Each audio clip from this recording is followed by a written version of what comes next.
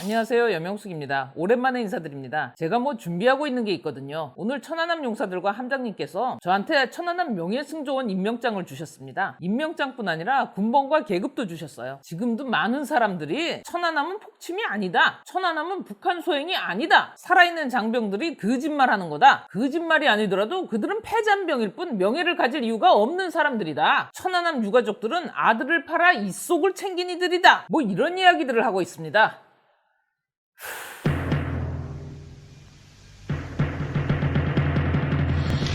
자기 부하들을 다 수장시켜놓고 함장이 잘못했지. 병신 같은 새끼. 네가 명예가 어딨어, 명예가. 어떤 데이터가 나오든 그냥 밀어붙이는 거예요. 천안함 침몰 사건의 진실이 드러나면요, 대한민국의 쓰레기 정치 집단 싹 쓸어버릴 수 있습니다. 대한민국의 쓰레기 정치인들, 쓰레기 학자들, 쓰레기 결론에 동의한 학자들, 쓰레기 언론들, 그리고 쓰레기 법조인들, 쓰레기 반민족, 반민주, 반인륜, 천안함 진실 드러나면 우린 다 죽어 라고 하는 공감대가 저쪽 집에는 팽배하단 말이죠. 천안함 진상조사위원회에 딱 하루 나가서 2시간 있다가 도망간 신상철이가 천안함 전문가야? 이 양반이 뭐라 그랬더라? 우리 함장님을 따끔하게 혼내주고 뭘 가르쳐주고 뭘 어째? 최원일 함장한테 특별히 스페셜하게 하나씩 짚어주는 방송을 할 겁니다. 니들이 함장님과 내 고참들을 만나기 전에 내가 제일 막내니까 이등병인 나부터 만나고 가는 게 순서 아니냐? 근데 음모론자 신상철이가 뭐라 그랬지? 여명숙이는 자격이 없다, 기본도 모른다, 중학생 수준의 과학적 지식도 되지 않는다. 나 신상철이가 여명숙이와 토론을 하면 여명숙이를 신상철이 수준으로 높여주는 거니까 난 할 수 없다, 내가 그런 짓을 왜 하냐? 어처구니가 없구만. 그러니까 여명숙이는 가방끈도 길고 박사학위도 있지만 신상철이의 수준이 아니다. 미안하게 됐네. 오케이, 내가 신상철이보다 수준 떨어지는 거 몰라서 미안하게 됐고, 카이스트 박사님들 어떻게 생각하시나? 쓰레기 학자들, 어용학자들, 쓰레기 결론에 동의한 학자들, 쓰레기 결론을 만드는 데에 직접 열심히 뛰어들어서 거짓 논리를 만든 학자들, 그런 사람들이 지금도 카이스트에서 아이들 가르치고 있고, 대학에서, 조선해양공학에서 아이들을 현재도 가르치고 있습니다. 이렇게 과학자가 이러한 논리에 동의를 하고 논리를 제공하고, 이거는 국민들한테 엄청난 피해를 주는 겁니다. 제가 이제 조금 정신 차리려면 이분들 한 분 한 분 편지 쓸 겁니다. 내가 그분들 섭외해 올게요. 당신이 카이스트 박사님들한테 하나하나 편지 보낸다며 따끔하게 한마디 해주시려고. 당신 요즘 박사라고 그러고 다닌다며. 신상철이 추종자들이 신상철 박사님 그러고 다니던데 당신 입으로 하고 다녔으니까 그런 걸 거 아니야, 그지? 왜 그래? 하기가 부러워? 그럼 공부 안 하고 뭐 했어? 신상철이가 주장하는 음모론을 학자들과 조사단이 명백히 밝혔는데도 그자들이 멍청한 거다. 학위를 반납해야 된다. 당신이 분명히 이거 주장했지, 그지? 학위를 반납하시라 그랬습니다. 제가 과학자로서의 자격 상실이다라고 저는 그럼 신상철 씨 당신은 뭘 반납하실 건데요, 그럼? 나를 포함한 과학자들은 학위라도 있는데 신상철이가 반납할 건 뭐냐, 그럼? 당신이 걸 수 있는 걸 얘기를 해봐. 나 신상철이는 간첩입니다. 이걸 인정할래? 나 신상철이와 신상철이 친구들도 죄다 종북 간첩입니다. 이거 할까? 당신 입으로 크게 소리치는 거야. 광화문 사거리에서. 그리고 당신 채널, 유튜브 방송 전체에서 이렇게 얘기해야 되는 거고, 칼기 폭파도 자작극이고, 판문점 도끼만행 사건도 자작극이고, 연평해전도 자작극이라고 주장하며 먹고 살던 나 신상철이의 모든 주장은 허위 사실이다. 천안함은 북한의 소행이 맞다. 과학자들이 학위를 걸면 당신은 이 정도는 할래? 어차피 학위 없으니까 걸 거 없잖아. 이 정도는 해야 될 거 아니야. 어째? 돈은 좀 있냐? 그럼 돈을 걸어. 돈 없다고 몸은 걸지 마. 그거 안 받아. 그 돈은 전액 천안함 용사들 치료비로 들어간다. 내가 수준이 떨어져서 난 상대 안 해주신다고 하니까 신상철이가 그렇게 우습게 보는 뭣도 모르는 게 학위 나부랭이나 가지고 있는 카이스트 박사님들과 대화를 하셔야지. 내가 지금 섭외하고 있으니까 좀만 있어봐. 안 한다 그래서 섭외가 어려운 게 아니야. 많아서 그래. 기다리고 있어. 얼마 안 걸려. 여러분, 제 관등 성명은 대한민국 해군 천안함 명예승조원 이등병 여명숙입니다. 다시 한번 말씀드리지만 이등병인 제가 파닥파닥 뛰어다녀야 하늘에 계신 우리 선임들도 그렇고 우리 함장님과 우리 살아있는 고참들도 그렇고 조금이라도 편해질 수 있지 않겠습니까? 그래야 나도 짬 찼을 때 후임들한테 짬대우 좀 받지. 그러니까 천안함 관련해서 음모론 펼치고 싶으신 분들은 니네 나라 이북으로 돌아가기 전에 잠깐 들렸다 가라. 시간 없으니까 한 번에 들어와. 알아들어? 나중에 보자. 끝. 아, 깜빡할 뻔했네. 함장님, 근데 제 밑으로는 언제 들어옵니까? 끝.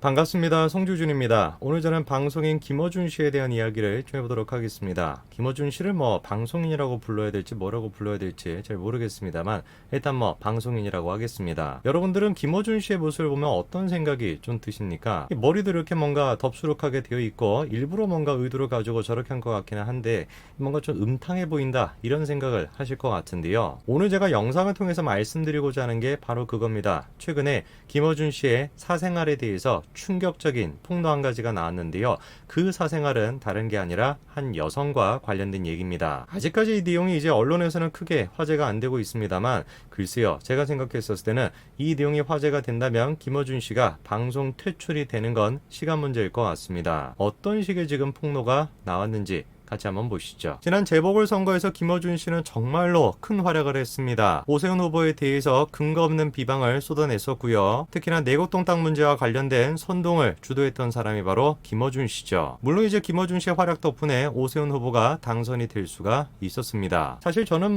김어준 씨의 저런 역할을 생각해 봤을 때 퇴출되기보다는 조금 더 오랫동안 방송을 했으면 좋겠다라는 생각이 있습니다만 그래도 공익적으로 김어준 씨가 사회에 끼치는 해악이 너무 크지 않습니까? 최근 논란이 됐던 것은 김어준 씨의 TBS 출연료였습니다. 회당 출연료가 200만원 가까이 된다는 것이고 5년 동안 받은 금액이 23억 가까이 된다 이런 논란이 있었죠. 저게 일단 논란이 됐던 거는 TBS 방송국 자체가 뭐로 운영이 되는 겁니까? 국민들의 세금을 통해서 운영되는 곳이다. 그게 이제 문제의 포인트입니다. 시장 논리에 따라가지고 저 정도의 어떤 금액이 책정되는 건 당연한 것이다. 말도 안 되는 소리죠. 세금이 들어가는 곳이기 때문에 저게 공익성이 있는가? 당연히 따져야 되는 것이고 김어준의 방송에 공익성이 있다. 누가 동의할 수가 있겠습니까? 근데도 TBS는 끝까지 김어준 지키기에 나섰죠. 관례에 따른 구두 계약이었다라고 얘기했는데 관련돼가지고 규정을 요청하니까 어떻게 된 것인지 근거 자료를 제시하지도 못했었죠. TBS뿐만이 아니었습니다. 추미애도 마찬가지로 김어준 지키기에 가세했었고요. 정청래도 마찬가지였고 김남국도 마찬가지였죠. 글쎄 모르겠습니다. 누가 됐든지 간에 상식적인 사람이라고 한다면 김어준이라고 하는 사람이 공익적으로 얼마나 해악을 끼치는지 다 동의할 수가 있을 건데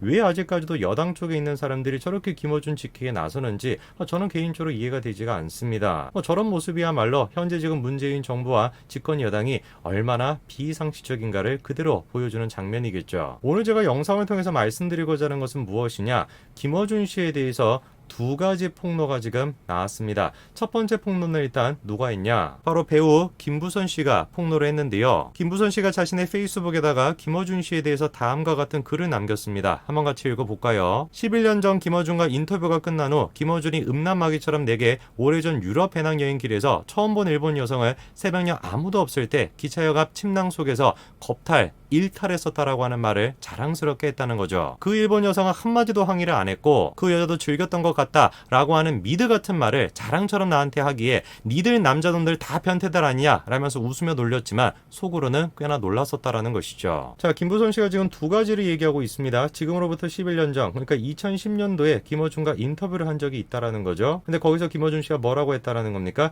자기가 일본 여성을 겁탈했다, 일탈했다 이런 식으로 지금 얘기했고 그게 마치 대단한 자랑거리인 것 마냥 그렇게 떠벌렸다라는 겁니다. 김부선 씨의 말이 정말로 사실이라고 한다면 김어준 씨는 당연히 저거에 대해서 책임을 지고 시민의 세금으로 운영이 되는 TBS에서 당연히 퇴출이 돼야 될 것입니다. 사실이 아니라고 한다면 김어준 씨가 김부선 씨를 명예훼손죄로 고발을 하겠죠. 그리고 김부선 씨가 뭐라고 하냐? 김어준의 그 말을 듣고 그때 나도 골 때리는 사기꾼 놈을 한 명을 만났다. 그게 누구냐? 계속해가지고 김어준이가 물어봐가지고 순진하게 자기가 비보도하는 걸 전제로 이재명이라고 얘기해줬다는 것이죠. 김부선 씨가 지금 얘기하고 있는 게 뭡니까? 2010년도에 자기가 김어준과 인터뷰를 했고 그 인터뷰를 하다가 김어준 씨한테 그런 얘기를 들었고 자기는 또 어떤 얘기를 해줬다라는 거예요? 사기꾼 놈 한 놈을 만났는데 그게 바로 이재명이었다라는 얘기를 했다는 겁니다. 한번 봐야 되겠습니다. 도대체 그때 당시 인터뷰에 어떤 내용이 실렸던 것인지 같이 한번 보시죠. 자, 이게 바로 지금 얘기하고 있는 그 인터뷰입니다. 한겨레에서 2010년도에 김어준 씨가 김부선 씨를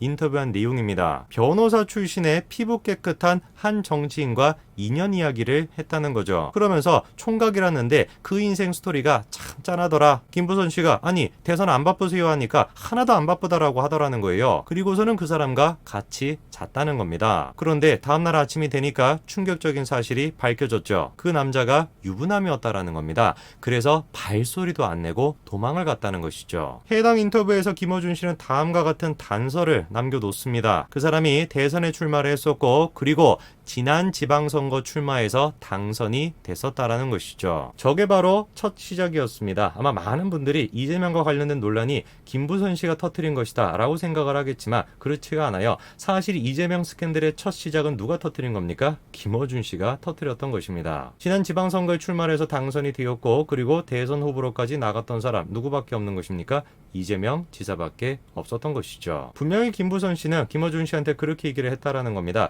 이거 비보도다. 이거 오프 더 레코드다. 비공식적으로 하는 거니까 절대로 보도하지 마라 라고 얘기했는데 어떻게 된 것인지 김어준 씨는 특종의 눈이 멀어가지고 이재명 지사에 대한 충격적인 스캔들을 폭로한 것이고 그게 현재까지도 이재명 지사의 발목을 붙잡고 있는 것입니다. 그나마 사실 제가 봤을 때는 김어준이 됐거나 이재명이 됐거나 도찐 개찐이에요. 이 사람들에 대해서 지금 나오고 있는 얘기를 들어보면은 이게 지금 뭐 하는 건가 싶습니다. 이재명 지사의 충격적인 스캔들 내용이야 영상을 보시는 분들이 잘 아실 것 같고요. 이번에 김어준 씨에 대한 두 번째 폭로 또한 제가 마찬가지로 보여드리겠습니다. 자, 김어준 씨에 대한 다음과 같은 글이 이번에 공개가 됐는데요. 어떤 내용인지를 보니까 김어준이가 여자를 꼬시는 방법에 대해서 지금 묘사하고 있습니다. 김어준은 여자를 사귀는 나름의 방식이 있다. 여자 주머니에 손부터 넣는다. 그러면 10중 8구 여자들은 손을 뺀다.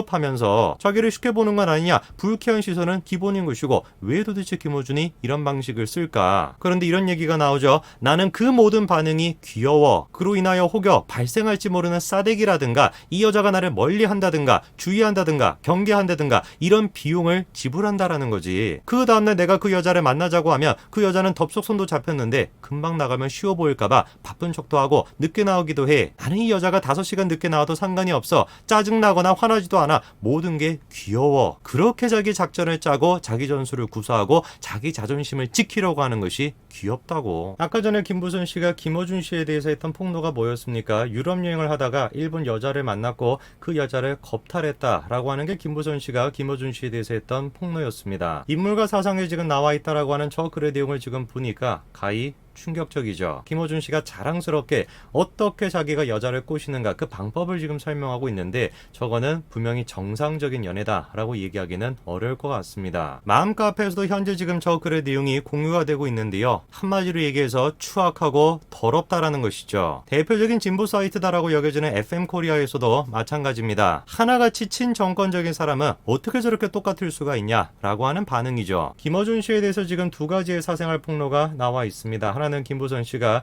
김어준이 유럽 여행을 할 때 일본 여성을 겁탈했다라고 하는 폭로, 그리고 나머지 하나는 김어준 씨가 연애를 할 때 주머니에 손부터 넣는다라고 하는 믿기 어려운 이야기죠. 이 두 가지 중에 한 가지만이라도 사실이라고 한다면 사실상 김어준 씨는 어떻게 돼야 되겠습니까? TBS에서 당연히 퇴출돼야 되겠죠. 온라인상에서는 점점 지금 화제가 되고 있는 김어준 씨의 사생활 폭로, 과연 언제 이것이 공론화가 돼서 김어준 씨가 실제로 퇴출이 될지 지켜봐야 되겠습니다. 오늘까지 말씀드리겠습니다. 감사합니다.